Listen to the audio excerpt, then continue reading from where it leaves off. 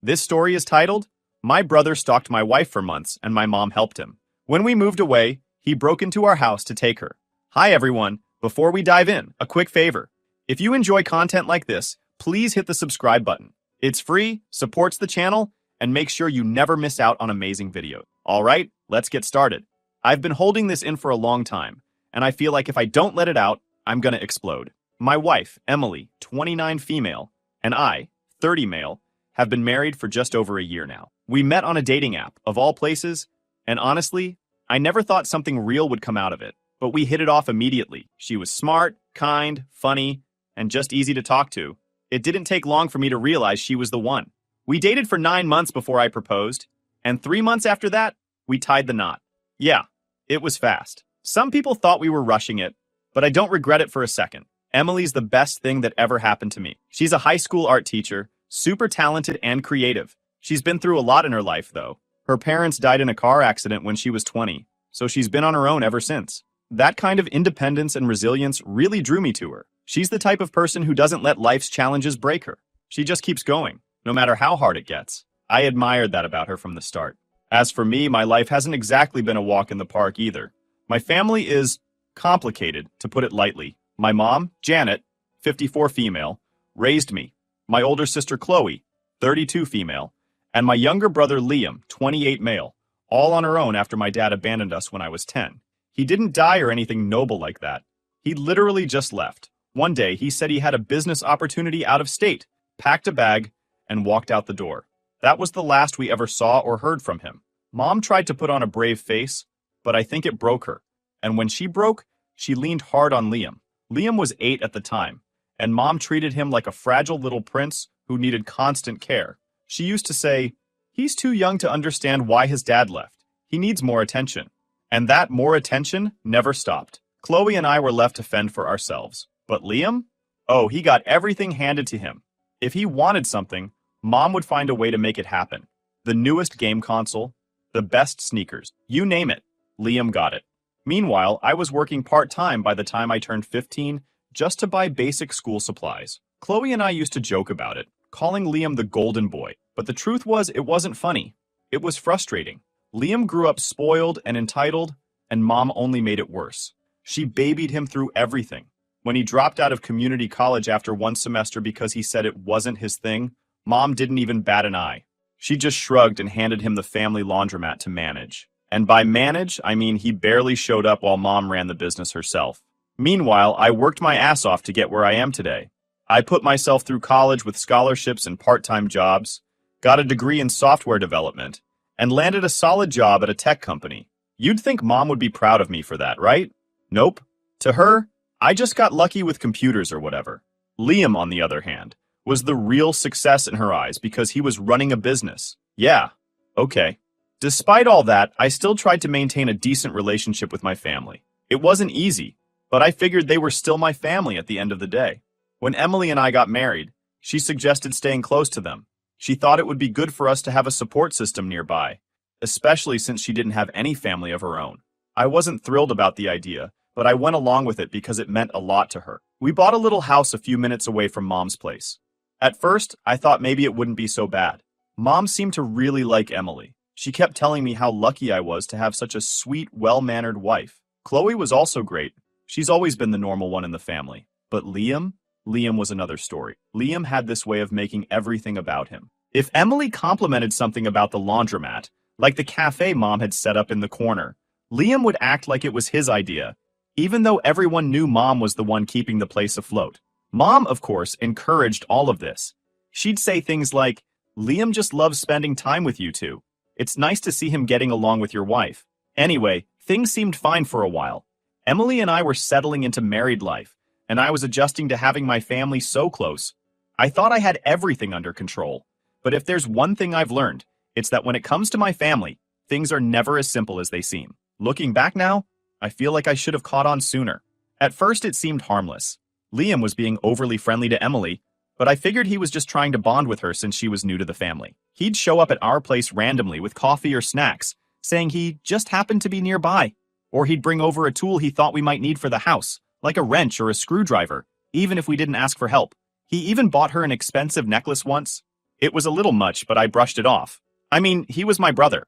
Why would I suspect anything weird? Emily didn't say much about it either, at least not at first. She'd smile and thank him whenever he brought something, but I could tell she wasn't entirely comfortable. She's polite to a fault, always worried about offending people, so I figured she was just being nice. Honestly, I thought Liam was just socially awkward and trying too hard to be helpful. I even joked with her once that Liam probably needed to learn how to take a hint. The thing is, Liam wasn't just stopping by every now and then. He was doing it a lot, like multiple times a week. At one point, I remember joking to Emily, "We might as well give him a spare key at this rate." She laughed, but there was something in her eyes that didn't sit right with me. I shrugged it off because, again, I thought I was overthinking things. Then came Liam's birthday dinner. Mom made a huge deal out of it, like she always does for him. She decorated the house with balloons, baked his favorite cake, and even made a bunch of dishes she knew he liked. It was a typical Liam is the center of the universe event, which was nothing new for our family. Emily and I went because, well, we couldn't not go. Plus, I thought it might be nice to have a normal family gathering for once. The dinner started out fine. We sat around the table, everyone chatting about random stuff. Liam was in his usual smug mood, cracking jokes and making sure the conversation revolved around him. At one point, Mom started talking about how special Liam was and how he just needed the right person in his life to help him settle down. Then she turned to Emily and said, "Someone like you, sweetie, you'd be perfect for him." I froze. Emily looked completely uncomfortable, but before she could respond, Liam chimed in with a grin and said, "Yeah, Emily, you and I would have been perfect together. Too bad Eric got to you first." Everyone laughed like it was just a harmless joke, but I felt my stomach twist. I forced a laugh, trying to play it cool, but inside, I was pissed. Who says something like that to their brother's wife? I wanted to call him out right then and there, but I didn't want to ruin the birthday. I figured I'd talk to him about it later. On the drive home, Emily was quiet. I asked her if everything was okay, and she just nodded and said she was tired. I didn't push her, but I couldn't stop replaying the conversation in my head. The way Liam looked at her when he made that comment, it wasn't just a joke. I couldn't shake the feeling that there was more going on. A few days later, Emily finally opened up. She waited until we were sitting on the couch after dinner, just the two of us. She started by saying she didn't want to cause any drama, but she felt like I needed to know what was going on. That's when she told me about the way Liam had been acting around her. Apparently, it wasn't just the frequent visits or the random gifts.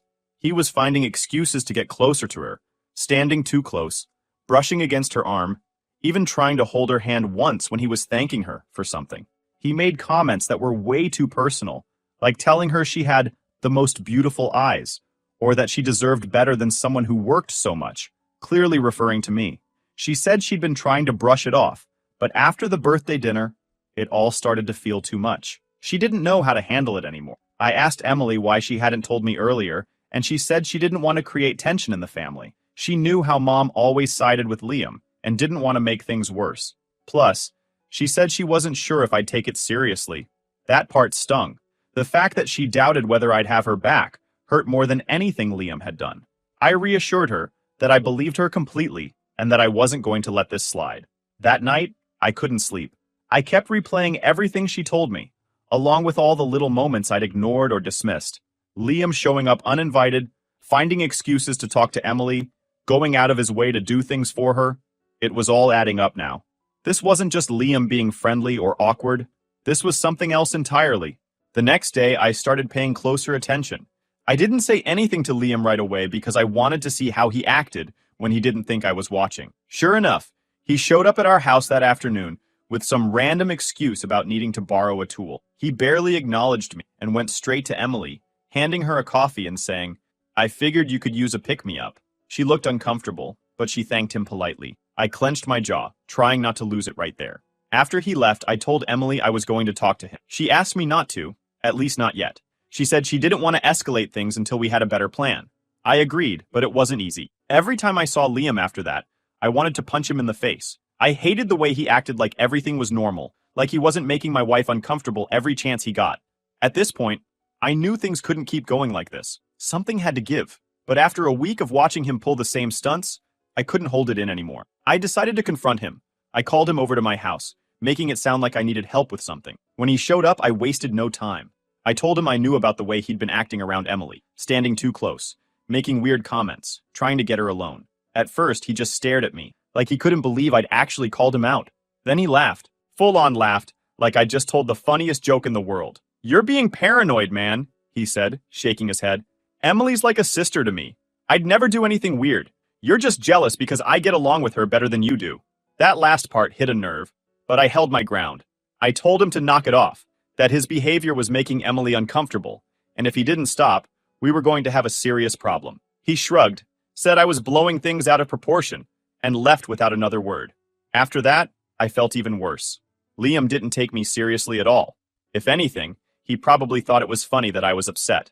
I told Emily about the conversation, and while she appreciated me standing up for her, she wasn't surprised by his reaction. He's not going to change, she said. And unfortunately, she was right. After that confrontation with Liam, I knew things had to change. I couldn't keep pretending everything was fine. And honestly, the way he laughed it off made my blood boil. I'd been holding back, trying to keep things peaceful, but at that point, I was done. I knew we couldn't keep living so close to him and Mom. Emily deserved better than feeling trapped in her own home, and I couldn't keep putting her in situations where she had to deal with Liam's nonsense. That's when the idea of moving came up. The timing was almost eerie. Just as all this was going down, I got a job offer in Kansas City. It wasn't something I'd been actively looking for, but an old college buddy who works at the company had mentioned my name to his boss. A week later, I got the call. They wanted someone with my skill set and were offering a decent bump in pay. At first, I wasn't sure if I wanted to uproot everything, but after that birthday dinner and Liam's increasingly creepy behavior, it felt like a sign. Emily and I talked about it one night. I told her about the offer and how it would mean moving out of state. She immediately looked relieved. "Do you think we can just leave like that?" she asked, her voice a mix of hope and hesitation. I knew what she meant. Mom wasn't exactly going to take the news well. And Liam, well, I didn't even want to imagine his reaction. But I told her, "We don't owe them anything, Em. We need to do what's best for us." We spent the next few weeks planning the move. I told work I was accepting the offer, gave my notice at my old job, and started house hunting in Kansas City.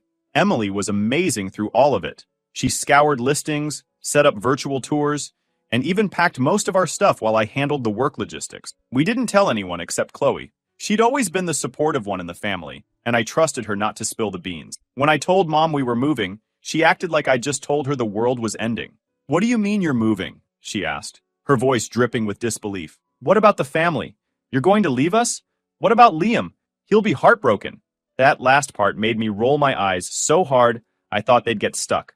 "Mom, we need to do what's right for us," I said firmly. "This is a good opportunity for my career, and it's what Emily and I want." She didn't take it well. She accused me of abandoning the family and said Emily must have been the one pushing me to leave. Typical mom behavior, always blaming someone else when things didn't go her way. I didn't bother arguing with her. There was no point. Once Mom decided something, it was impossible to change her mind. Liam, thankfully, hadn't caught wind of our plans yet. I wanted to keep it that way. The day we left was bittersweet. Chloe came over to help us load the moving truck, and it hit me that I wouldn't be seeing her as often. She hugged me tight and said, "You're doing the right thing. Don't let anyone make you feel guilty about it." Emily hugged her too, thanking her for being so supportive. Chloe promised to keep our address a secret, and I believed her. She'd seen enough of Liam's behavior to know why we needed to leave. The drive to Kansas City was long but surprisingly peaceful. Emily and I talked about all the things we wanted to do once we settled in. Explore the city, find new hobbies, maybe even adopt a dog. For the first time in weeks, Emily seemed genuinely happy. She even joked about decorating the new house with all the art supplies she'd been hoarding. It felt like a fresh start, and I couldn't wait to put all the family drama behind us. We arrived at the new house late in the evening. It wasn't anything fancy, just a cozy 2-bedroom in a quiet neighborhood, but it felt like a mansion compared to the stress we'd been living in. The next few days were a blur of unpacking boxes, setting up furniture, and getting to know the area. Emily took the lead on decorating, and I have to say she did an amazing job. By the end of the week, it actually felt like home. Emily started to relax too. She wasn't jumping at every little noise anymore, and she even started sleeping better. One night, as we were sitting on the couch watching a movie, she leaned her head on my shoulder and said, "I feel safe here." Those words hit me harder than I expected. I hadn't realized just how much she'd been holding in until that moment. I wrapped my arm around her and promised her that no one would take this peace away from us. But as much as I tried to focus on our new life, I couldn't completely shake the nagging feeling in the back of my mind. Liam. I hadn't told him we were moving, and I hadn't heard from him since we left. Part of me was relieved, but another part of me wondered how long that would last. Mom hadn't called either, which was unusual. I figured she was still stewing about our betrayal.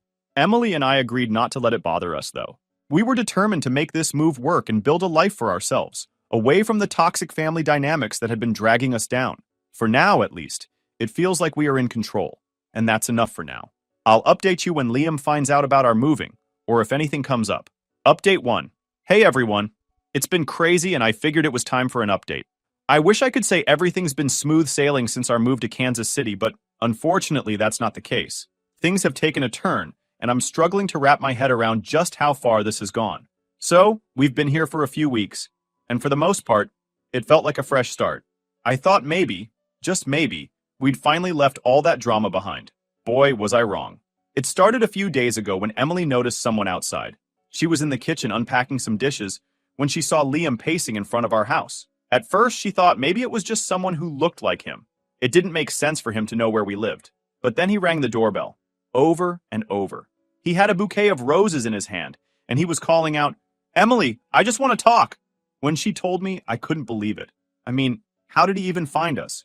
We didn't tell him or Mom where we moved. The only person who knew was Chloe, and I trusted her completely. But there he was, standing outside our house like some kind of creepy stalker. I told Emily to stay put and not open the door while I called the police. By the time they arrived, Liam was gone. They said there wasn't much they could do unless he came back or made a direct threat, which was frustrating but not surprising. Later that night, I called Chloe to figure out how the hell Liam had found us.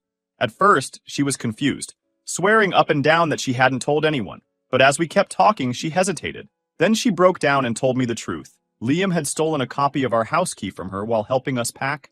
He must have found our address on a piece of mail or one of the moving boxes and decided to keep it to himself. Chloe was absolutely mortified. She apologized over and over, saying she didn't realize what he'd done until now. She felt guilty for not keeping a closer eye on him, but honestly, I couldn't blame her. This was entirely on Liam. He crossed a line and I was furious. But Chloe didn't stop there. She also told me some other things that left me sick to my stomach. Apparently, Liam's obsession with Emily ran even deeper than I thought. He'd been secretly taking photos of her during family gatherings, some of which were downright creepy. Chloe said she'd seen pictures of Emily at our old house, sitting on the couch or reading a book, completely unaware that Liam was taking them. Worse, he'd been recording her voice during conversations and stitching together long audio files that he'd listened to on repeat. I couldn't believe what I was hearing. This wasn't just harmless flirting or boundary pushing anymore. This was full-blown stalking. How had I let it get this far? I knew Liam had issues, but I never imagined he was capable of something like this. I kept replaying all the times I brushed off his behavior, convincing myself it wasn't a big deal. But now, with everything Chloe had told me, it was clear that Liam was dangerous. I couldn't afford to let my guard down anymore. Emily was shaken when I told her what Chloe said, but she wasn't surprised. I had a feeling there was more to it, she admitted. The way he looked at me, the things he said, it always felt off. She thanked me for taking her seriously and standing up for her. But I could tell this whole thing was wearing on her. She started jumping at every little noise, checking the locks on the doors multiple times before bed. It broke my heart to see her like that. The next day, we found more proof that Liam had been watching us. Emily was cleaning out the mailbox when she found a letter addressed to her in Liam's handwriting. It was rambling and incoherent, filled with phrases like, "You're the only one who understands me," and "I'll wait forever if I have to." It was creepy as hell, and it confirmed what I already knew. Liam wasn't going to leave us alone. I brought the letter to the police, but again, they said their hands were tied unless Liam made a direct threat or showed up again. They suggested filing for a restraining order, which we're looking into, but it's a process. In the meantime, we've installed security cameras around the house, and I've started documenting everything. Every letter, every text, every incident. I want to make sure we have as much evidence as possible if this escalates further. Mom, of course, isn't helping. When I told her what Liam had done, she immediately went into defense mode. "He's just upset," she said. "You shouldn't have moved away without telling him. He doesn't know how to handle it." She even had the nerve to blame Emily, saying, if she hadn't been so nice to him, he wouldn't have gotten the wrong idea. I couldn't believe what I was hearing. Nice? Emily was polite because she didn't want to cause drama, and now Mom was using that as an excuse for Liam's behavior? I told her she needed to wake up and realize that Liam wasn't just being sensitive, he was stalking my wife. Mom hung up on me after that and hasn't called back since. Emily and I are trying to stay strong, but it's hard. She's taken down all her social media accounts, and she barely goes anywhere alone. I've started working from home more often because I don't want to leave her by herself. Every time I leave the house, I find myself looking over my shoulder, half expecting to see Liam lurking nearby. It's exhausting, and it feels like no matter how far we go, we can't escape him. I don't know what's going to happen next, but one thing is clear. Liam isn't just some overgrown man-child with a crush. He's dangerous, and I'll do whatever it takes to protect Emily from him. This isn't just family drama anymore. It's a safety issue. I'll keep you all updated as things unfold. For now, we're just focusing on staying safe and trying to figure out our next steps. Update 2. Hey everyone, I'm back with another update. I didn't think things could get worse, but Liam has proven me wrong yet again.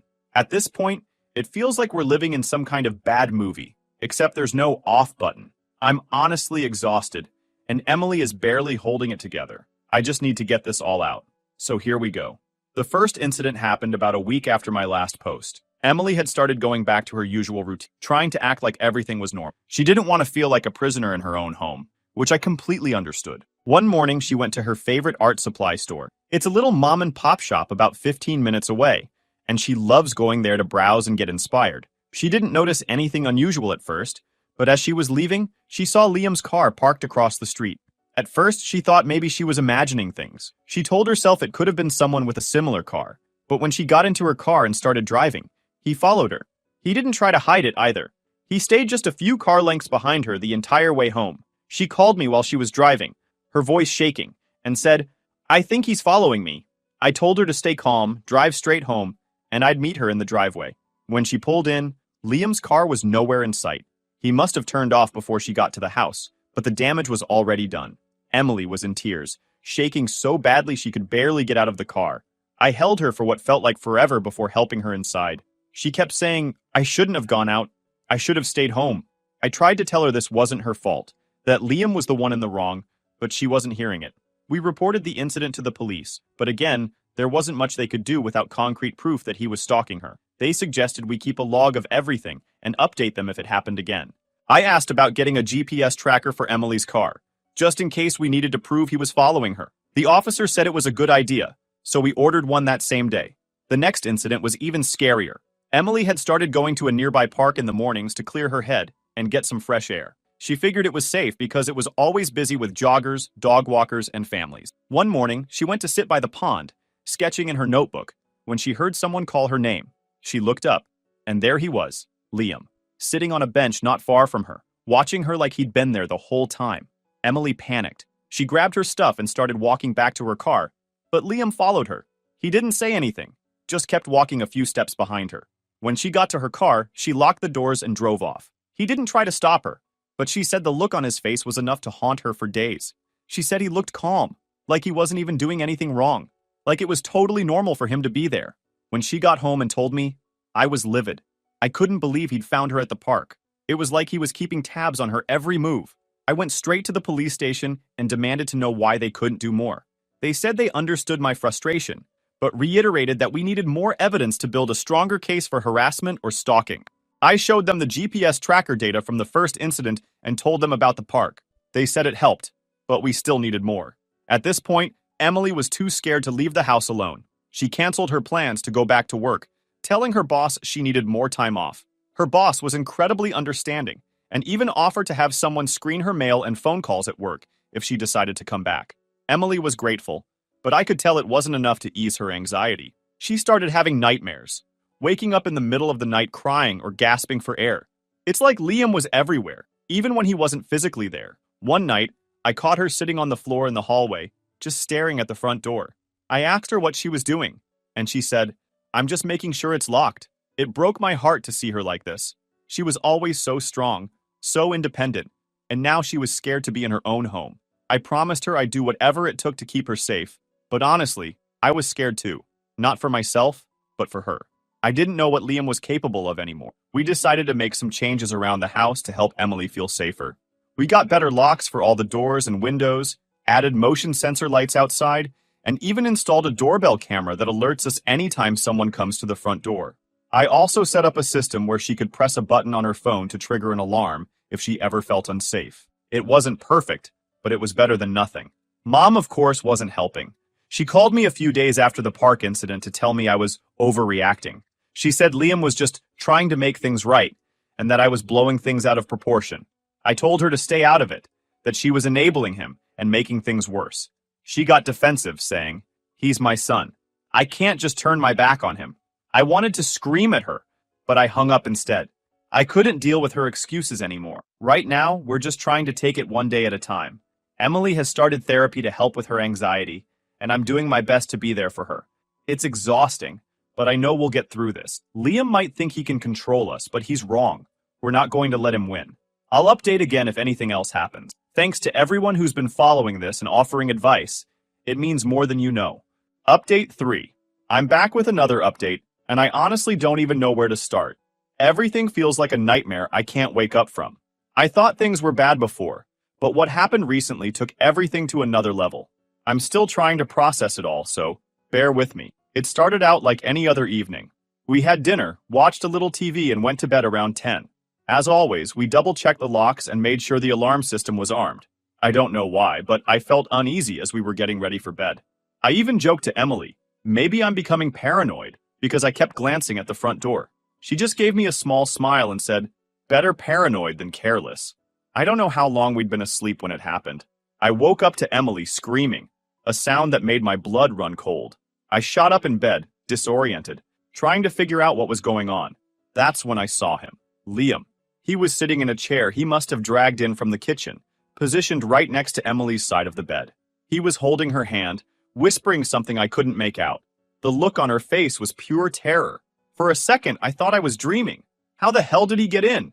The doors were locked, the windows were shut, everything was secure. But there he was, as if none of that mattered. My body moved before my brain could catch up. I jumped out of bed and lunged at him, knocking the chair over and sending him sprawling to the floor. He tried to fight back, but I wasn't holding back this time. I pinned him down and shouted for Emily to call 911. As I held him there, he kept muttering the same thing over and over. "She belongs with me. You don't deserve her." His voice was calm, almost robotic, like he really believed what he was saying. It was one of the creepiest moments of my life. I don't know how long it took for the police to arrive. Probably only a few minutes, but it felt like an eternity. When they finally showed up, they pulled Liam off the floor, handcuffed him, and started asking questions. That's when we learned how he got in. He'd been watching us for weeks, figuring out our routines and waiting for the perfect time. He managed to find a way to cut us from electricity before he got in, so the alarms didn't go on.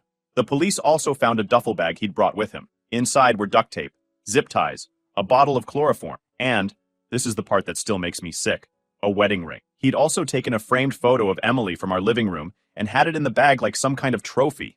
The whole thing was beyond disturbing. As they were taking him away, Liam looked me dead in the eye and said, "This isn't over." I don't know if it was meant to scare me or if he actually believed he'd get another chance, but it sent a chill down my spine. Emily, meanwhile, was sitting on the floor, shaking and crying. I've never seen her so scared. It broke my heart.